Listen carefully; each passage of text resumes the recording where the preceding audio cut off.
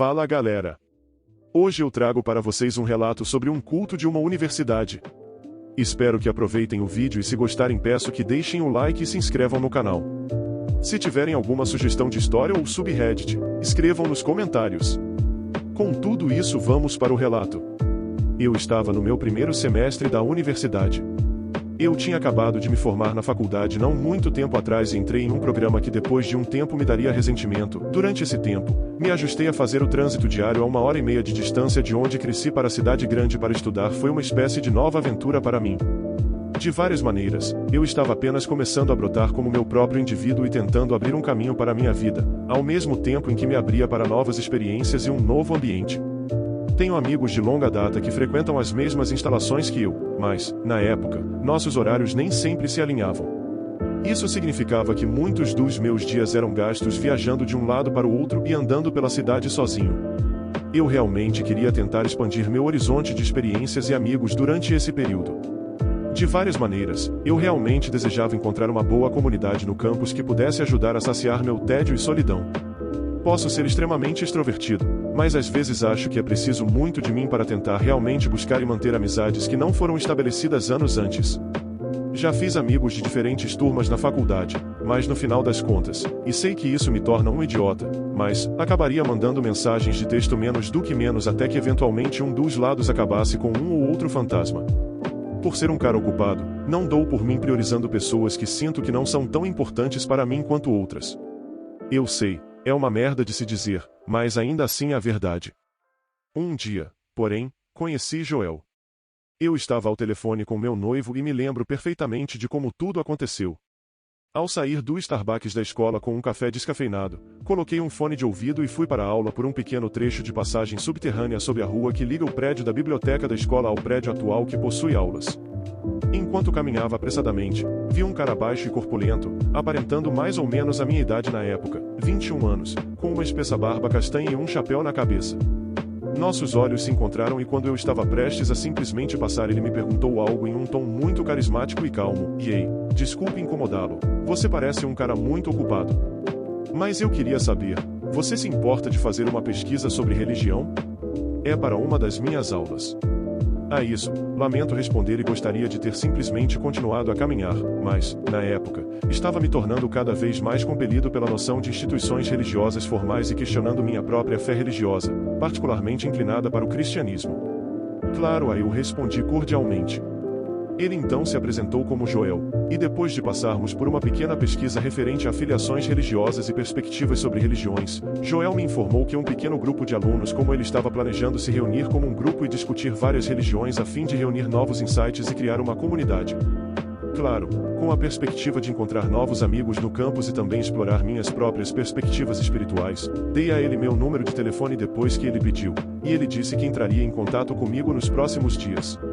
Ao entrar em nossa primeira reunião, sentei-me em um lugar muito lotado com assentos em nossa escola e fui recebido por Joel, ao lado de vários outros membros.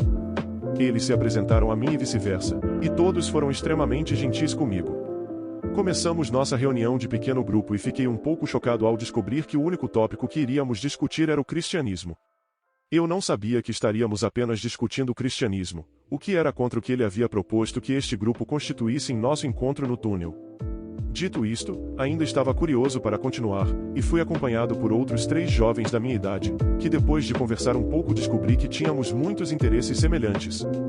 Joel, que agora se apresentou como um líder de nosso grupo de estudo, relatou como estaríamos analisando o cristianismo por meio de um programa de várias etapas projetado para desvendar o poder sagrado associado à religião para nós.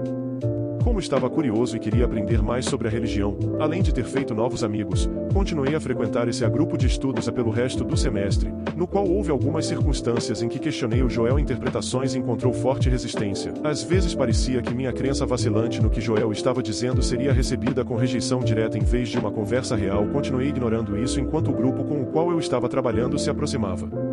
O clube da escola do qual eu agora fazia parte me fornecia exatamente o que eu queria, até fomos juntos a um evento administrado pela igreja, onde parei de fumar e muitas pessoas relataram experiências místicas. As coisas só começaram a ficar preocupantes com Joel durante nossas conversas individuais. Discuti minhas experiências pessoais e crenças em minhas novas crenças religiosas e todas as minhas experiências espirituais anteriores também, e Joel me expôs uma história e alguns incidentes que na época eu definitivamente deveria ter tomado como bandeiras vermelhas. Por exemplo, quando era mais novo tinha ido a um retiro, onde quando estava em oração disse que começou a ouvir a voz de Deus falar com ele. A princípio, questionei se ele estava se referindo à voz de Deus mais como uma metáfora, mas ele me garantiu que literalmente ouviu Deus falar com ele antes. Quando ele me disse isso, fiquei um pouco nervoso. No comando dessa comunidade estava Joel, mas em todos os outros sentidos, eu estava satisfeito com quem eu estava e com o que estávamos fazendo juntos. Embora eu não despreze totalmente as ocorrências estranhas, especialmente no que diz respeito à espiritualidade, sua experiência de falar com Deus em sua cabeça pareceu desconfortável para mim. Ele também disse que a maneira como ele oraria envolveria uma conversa direta e uma resposta com Deus. Por desconforto, eu não o cutuquei sobre o que ele quis dizer com isso. Isso, é claro, foi apenas o começo. Depois que o verão terminou, eu me encontrei no estado mais religioso em que já estive. Durante todo o verão, sofri um ferimento traiçoeiro que me deixou preso em casa por meses e a pedir força a Deus de várias maneiras. Com minha devoção recém-descoberta, fiquei feliz por voltar à comunidade que havia nutrido e crescido ao longo do último semestre em relação a algo em que encontrei profunda alegria. Na primeira aula do semestre, algo estava muito diferente. Joel, como antes, estava no comando de nossa sessão de estudo, mas agora era constantemente interrompido por pessoas que vinham cumprimentá-lo e elogiá-lo. Foi tão ruim que literalmente sentamos e assistimos por 20 minutos antes de podermos continuar com nossa lição, pois mais de 10 pessoas, a maioria jovens da nossa idade, vieram cumprimentar esse homem. Como mencionado acima, quando não era irritante, ele era extremamente charmoso e dava a impressão de que se importava profundamente com todos. Assim que nossa aula começou, ele nos apresentou a segunda fase do programa. Ele explicou que este era um dos programas mais difíceis dos diferentes níveis que existiam, pois exigia ainda mais devoção e, mais importante, uma ênfase no sacrifício para aqueles que se engajavam. Ele nos mostrou um diagrama de uma pequena pessoa de pau e mostrou que neste programa teríamos que aceitar Jesus como o centro de nossa vida. Ele explicou que, ao fazer nossas vidas cercarem Jesus inteiramente, não estaríamos perdendo algo, mas ganhando. Ele também começou a repassar a noção de que sexo antes do casamento é pecado e que, se continuássemos com esse programa, teríamos que fazer o sacrifício de desistir do sexo em nossos relacionamentos e provar que não. Ele disse que muitos caras não conseguiram continuar por causa disso. Eu conversei sobre isso depois com um dos membros deste grupo, que não muito diferente de mim tinha um relacionamento sério com alguém que amava há anos. Na minha opinião pessoal, embora não estivéssemos casados no altar, eu sabia que tanto eu quanto esse outro membro nos sentíamos devotados a nossos parceiros como se já fossemos casados de certa forma, e ambos expressamos como o comportamento de Joel em relação a isso estava errado. Colocar, controlar e intrusivo. Depois de nossa aula, fiquei um pouco pasmo com a intensidade com que ele deu seu discurso sobre este novo programa que estaríamos participando neste semestre. Joel e eu nos sentamos por mais alguns minutos e conversamos, na qual expressei experiências de devoção do verão e expliquei toda a minha experiência catastrófica com minha lesão. Ele então me disse que, às vezes, ele era capaz de saber as coisas de antemão. Essa declaração aparentemente aleatória e estranha me chocou. Ele disse, por exemplo, ele era capaz de saber algo que outro membro tinha antes mesmo de mencioná-lo e, da maneira como ele o descreveu, parecia que ele estava dizendo que tinha alguma forma de previsão mística. Eu estava um pouco abalado para dizer o mínimo, porém, eu senti que seria indelicado questionar mais. Joel então me disse que acreditava que eu, se concluísse com sucesso este programa, estaria pronto para me tornar um professor para o primeiro programa que fiz no semestre anterior, liderando outros que ingressariam, e que eu tinha um futuro brilhante na organização. Naquele momento, com o que ele havia estabelecido sobre nós na lição, senti-me oprimido por suas expectativas em relação a mim. Também ficou evidente que Joel não era aluno de nossas instalações. Na verdade, ele estava na casa dos 30 anos e tinha filhos. Na verdade, ele fazia parte de uma organização que recruta pessoas para se tornarem cristãos e missionários que trabalham em nosso campus. Isso significa que ele realmente mentiu para mim quando o conheci.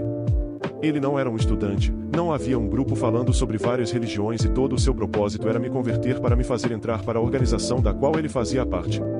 Nesse ponto, a escola começou a melhorar muito e eu também trabalhava meio período para ajudar a me sustentar.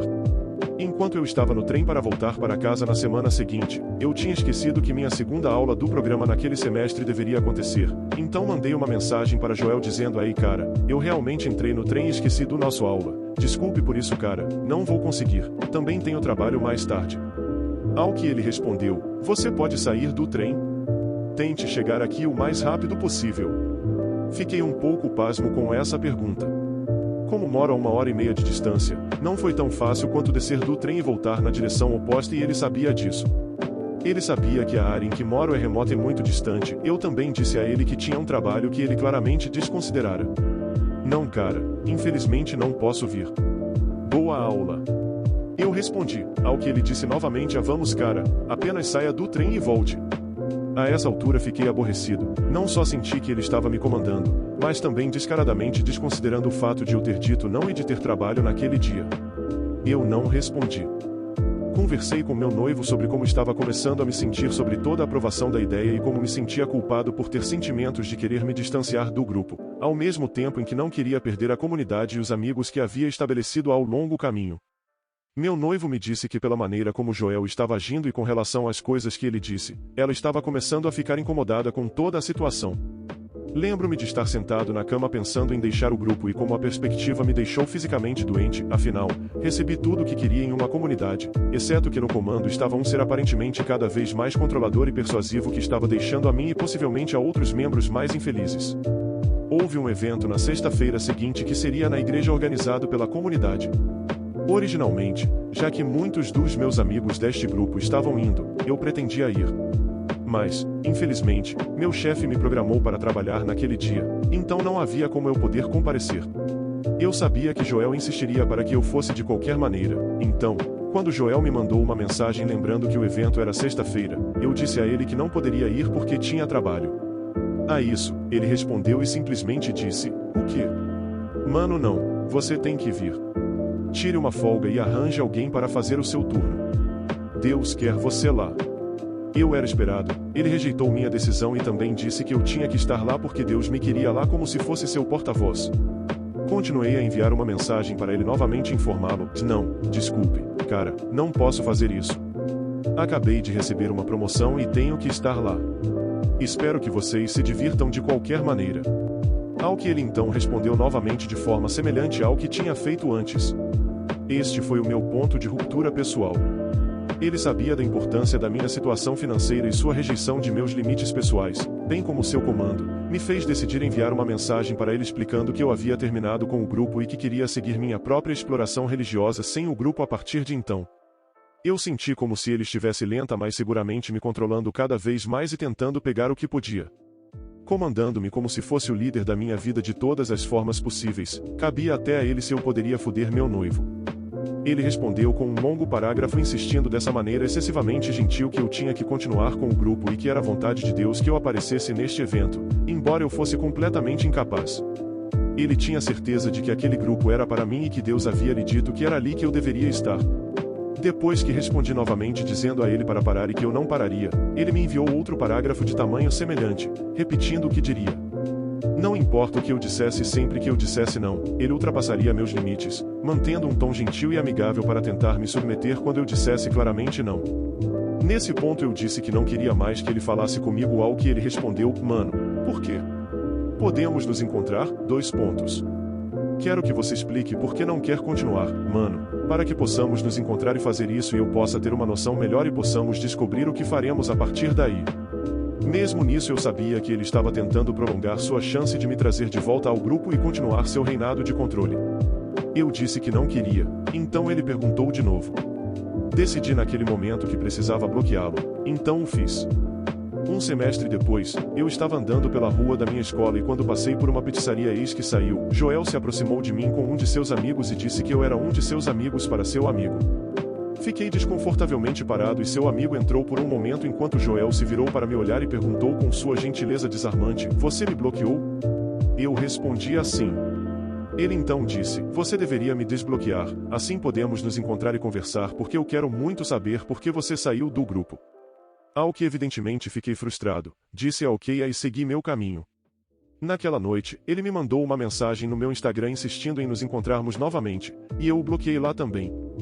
Resumindo, agradeço ao meu noivo que é o amor da minha vida, sem ela não tenho certeza se teria sido forte o suficiente para ter deixado o grupo e seu controle. O fato é que havia outros caras naquele grupo que não tinham absolutamente ninguém. Eles não tinham nada e eram os alvos principais de uma aberração carismática e controladora. Havia membros desse grupo que estavam em níveis mais altos, por assim dizer, que haviam feito todos os programas que pareciam estar emaciados, mas eles se tornaram fundamentalistas tão restritos que suas vidas e sua abertura para novas experiências foram significativamente frustradas. Cuidado com quem você deixa entrar em sua vida, e só porque alguém à noite é bom para você não significa que eles não possam ter segundas intenções. Além disso, aprenda a se manter firme e a respeitar a si mesmo. Se você disser não, fale sério. Então Joel, seu líder de culto controlador, não vamos nos encontrar novamente.